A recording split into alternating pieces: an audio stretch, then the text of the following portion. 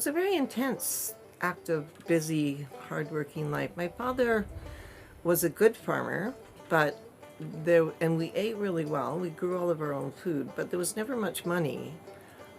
We made money growing fruit and we sold it beside the road. So he had 4 little slaves, which were his children. I think about it now, some of the chances we took and some of the weird things we did were quite extraordinary, and I would not ask a child to do any of those now. But we were very self-sufficient, very proud of ourselves, very, free within ourselves. We spent lots of time in the woods and at the lake, and in many ways it was kind of a utopian upbringing, except for the really tough parts. Swinging from the very top branches of the cherry trees, because my father insisted we pick every cherry and we not leave the ones even on the very, very top. And then we used to cut hay in the fields here for the cows in the winter, so we would do that in our bare feet with pitchforks and stack the loose hay up onto a big hay wagon, bring it in, and then pitchfork it up into the hay shed. And so we were in bare feet, and the hay was usually full of thistles, and the mosquitoes were thick, and we just ran fast enough to avoid all that. And but I remember one day I'd come in the house for a glass of water, and then my father yelled at me, so I took off and I grabbed my pitchfork and I jammed it down to help me run faster, and it went through my foot. And I looked at it and I thought, oh my God, Dad will be so mad. So I pulled it out and ran as fast as I could. And did you have a wound? I did. I had a big hole in my foot, but it healed up. I never told anyone about it because my father thought if we got hurt, it was because we'd done something, that we misjudged or done it badly. So, and in fact, we very rarely got hurt, and we took horrendous chances all the time. But if you get kids a way of learning to be in the world where they can take chances, they will figure it out. So, yeah. I mean, we chopped wood, we fed cattle, we ran the cows 5 miles from this farm to the Creston Flats and back every year in the spring and the fall. Swam them across the river. One year one of the cows got stuck, and it took all of us pulling and yanking in the mud to get her out. So it's just endless adventures, but we liked that. Never bored. I think I was 7 or 8. And he actually said, you should learn to shoot. And went down to the basement of the old house and brought up a .22 rifle and showed me how to put bullets in it and showed me where the safety catch was, and then said, okay, there you go learn to shoot.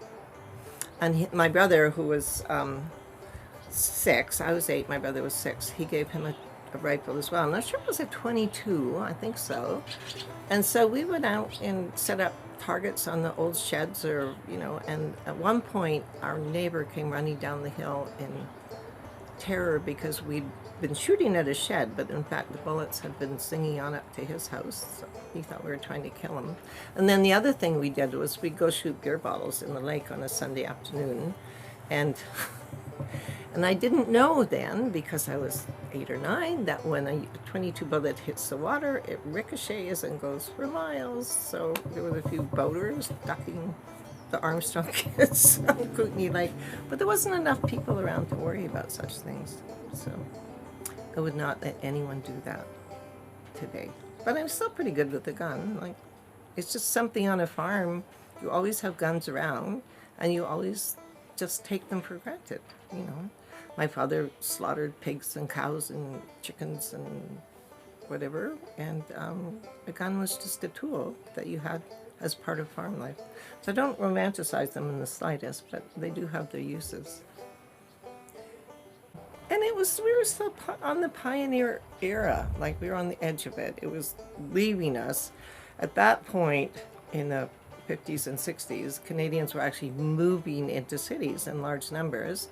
But my father and mother were just really liked farming, and they liked their independence, and they liked being part of a rural society, and they were very happy here, and they were happy to be farmers and quite proud of it.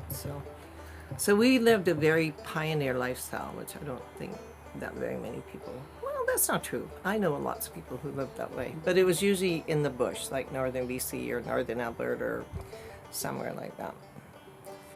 Yeah, I mean, my mom just and dad just figured it out. Like, no one ever told them how to make any. They sometimes would have a book, or but my father could fix anything. I mean, he always swore a lot while he was doing it, but he had three old tractors and, you know, a collection of mowing machines and other equipment and plows, and he'd adapted all the equipment from horse-drawn equipment, so it never quite worked, but you know, he could always make it work.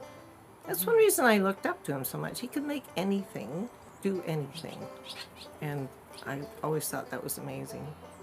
I think if, you know, if he'd gone to school, or if he'd, you know, become a professional or something, he would have been an engineer or an inventor. He really loved to figure out how to do things with the least amount of effort, and then he would, you know, innovate and invent ways that things could happen easily.